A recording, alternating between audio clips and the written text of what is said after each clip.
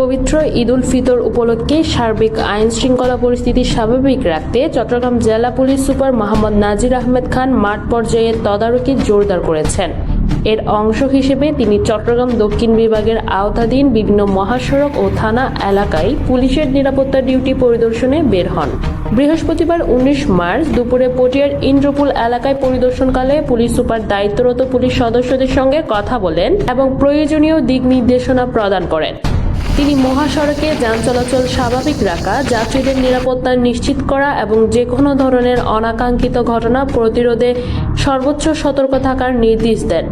এ সময় উপস্থিত ছিলেন অতিরিক্ত পুলিশ সুপার ট্রাফিক ও অতিরিক্ত দায়িত্বরত প্রশাসন ও অর্থ চট্টগ্রাম শেখ মোহাম্মদ সেলিম, অতিরিক্ত police super crime Siraj Ahmed, অতিরিক্ত পুলিশ সুপার ডিবি রাসেল পিপি অ্যাম্বার, অতিরিক্ত police super Patiya circle Noman Ahmed, Patiya থানার ভারপ্রাপ্ত কর্মকর্তা ওসি মোহাম্মদ জিয়াউল হক, পুলিশ পরিদর্শক তদন্ত জুজুৎসু যশ চাকমা সহ বিভিন্ন স্তরের প্রশাসনিক কর্মকর্তা। পরিদর্শন শেষে সাংবাদিকদের প্রশ্নের জবাবে এই সময় পুলিশ সুপার জানান, ঈদকে কেন্দ্র করে মহাসড়কে যানজট ও দুর্ঘটনা এড়াতে জেলায় প্রায় 1500 পুলিশ সদস্য মোতায়েন রয়েছে। ট্রাফিক নিয়ন্ত্রণ, যাত্রীদের নিরাপত্তা নিশ্চিতকরণ এবং যে কোনো অনাকাঙ্ক্ষিত পরিস্থিতি মোকাবেলায় তারা সার্বক্ষণিক প্রস্তুত।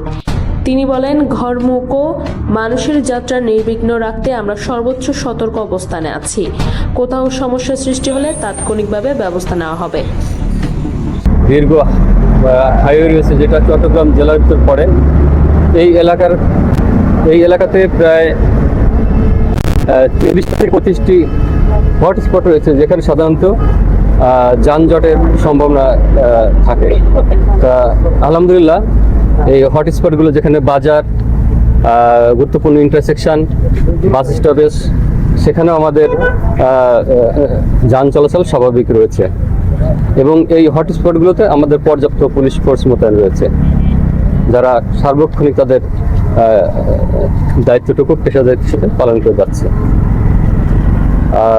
এবারের ঈদে সাধারণ মানুষ যারা নারীর টানে বাড়ি ফিরছেন, বিশেষ করে তাদের ভিতরে সচেতনতা খুবই জরুরি।